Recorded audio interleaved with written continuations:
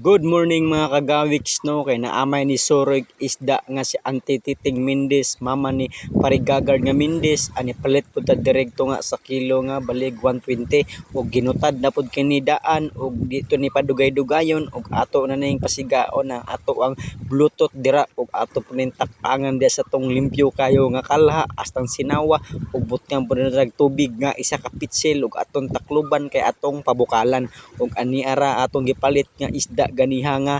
gunting-gunting kung tawagon dire sa amua og ani ara pod ang ato ang lamas nga atong isagol sa atong tinula atong gitigbas amatik ginutad na siya og ato po ning abrihan kay nibukal na ni siya ug atong ilunod ning atong lamas nga luy-a kay ato ning tulahon sila nihagbong pagid ang kanahan kay buhi pa na siya ug ato na nang gilunod dira ug ato po nang butngan og magic sarap butngan tana diha og isa ka kutsarang asin medyo gini parat-parat karon kay duol ang tong dagat dire ug butngan po na sagbot kumpay sa kanding ug atong takloban kay ato po nang pabukalan ug agos na kay ni masya makagawiks ug ato po nang itak ang atong isa ka kalha kay magprito po ta aning tunga